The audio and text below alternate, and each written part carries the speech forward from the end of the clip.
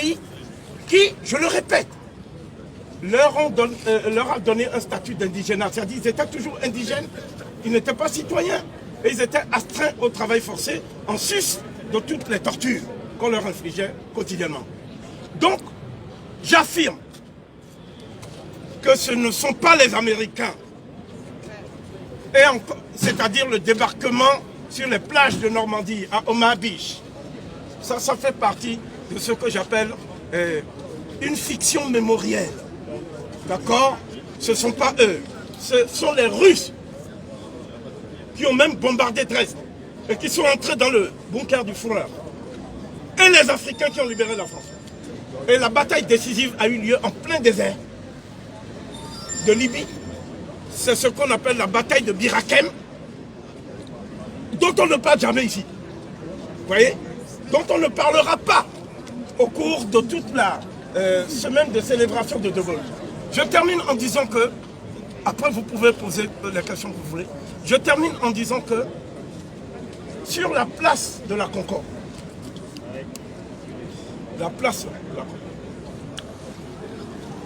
au nom de l'abolition des privilèges, on a décapité et guillotiné Louis XVI. Et lorsqu'on a décapité Louis XVI, il manquait une voie pour que sa vie soit sauve. Et ceux qui ont dit il n'en est pas question. Robespierre, Saint-Just, Marat, Danton, Collot d'Herbois, tous ces gens-là n'ont pas aboli les privilèges. Si on avait aboli les privilèges, la République n'aurait pas continué à faire la colonisation et l'esclavage. La Première République a poursuivi cette injonction à faire le Code noir. Oui, bien. Le Code noir. Et la Deuxième République l'a fait et a achevé l'industrialisation de la France. Sur le dos des nègres, la Troisième République a occupé militairement tous les territoires qu'on appelle outre-mer, ultramarins, ce qui a fait de la France la plus grande puissance maritime du monde. Vous voyez, la Guadeloupe, la Martinique, jusqu'en Guyane, c'est-à-dire nous sommes aux frontières de l'Amérique du Sud. Eh bien, c'est ça qui a fait que la France est la plus grande puissance maritime du monde. Qu'est-ce qui a fait que la France est la plus grande puissance, est une puissance nucléaire? Qu'est-ce qui a fait ça? C'est l'Afrique. Je m'explique. Le général de Gaulle, comprenant à l'issue de cette guerre, cette fameuse guerre, dont je vais dire le dénouement absolument tragicomique, le dénouement est très simple. Les Africains qui se sont battus pour la France, à l'intérieur, dans les maquis de Glières, plateau de Glières, avec Tom Morel, dans les maquis de Brest, etc. Ces Africains se sont retrouvés au moment où le peuple de France délivré voulait célébrer ses héros.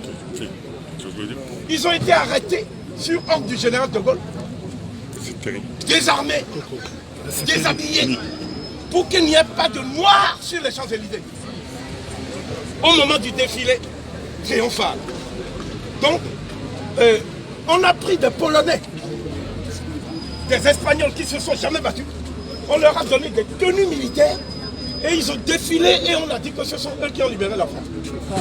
C'est le général de Gaulle qui a fait ça. Donc cet acte de forfaiture du général de Gaulle méritait qu'on donnât au peuple français. Je ne parle pas des nègres, parce que les nègres de la République sont habitués à l'apartheid. On nous dit que la France n'a pas un racisme institutionnalisé.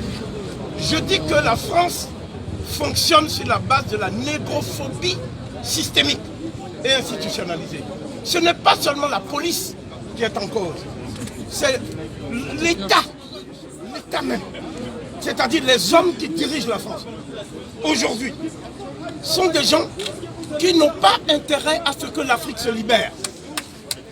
C'est-à-dire, ce sont eux qui ont des bases militaires actuellement au TEP. Sénégal, des bases militaires en Côte d'Ivoire, des bases militaires au Gabon, des bases militaires à Djibouti, des bases militaires partout en Afrique.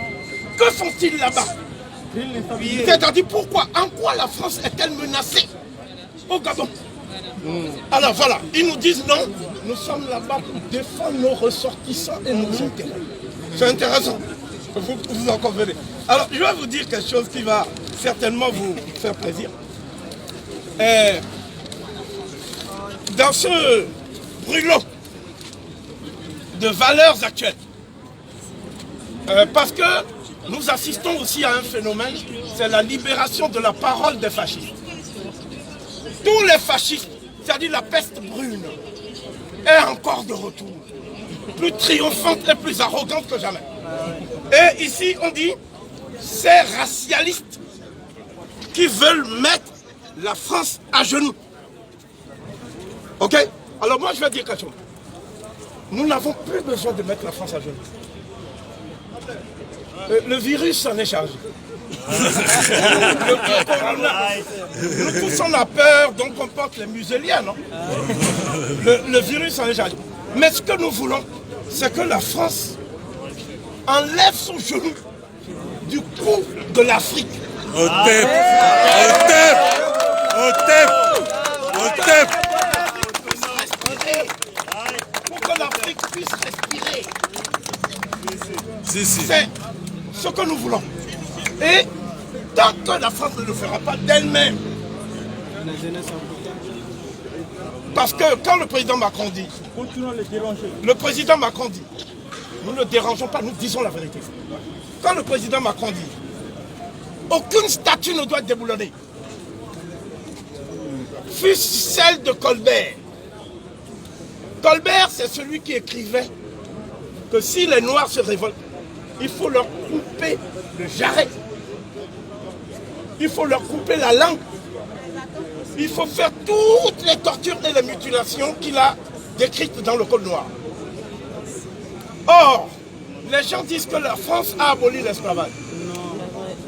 Et que c'est Victor Schœlcher qui aurait aboli l'esclavage. Quand j'étais aux Antilles, j'ai dit ceci. Je suis venu pour déscholchériser les esprits et pour déchouquer Schœlcher. Au TEP. Ils ont dit, mais comment tu peux le faire? Tu n'as pas d'armes, tu n'as rien. J'ai dit non. L'arme la plus puissante, c'est l'esprit humain. L'esprit. Au TEP. Vous pouvez contrôler tout ce que vous voulez, mettre des CRS partout. Vous ne pouvez pas contrôler l'esprit des nègres. Merci, au TEP. Parce que nous, on a vu toutes sortes de souffrances. La souffrance nègre, c'est la souffrance multiséculaire qu'on n'a jamais vue chez aucun peuple. Aucun peuple n'a souffert comme ça. Exactement. C'est cette souffrance qui fait que chez nous, nous ne sommes pas chez nous.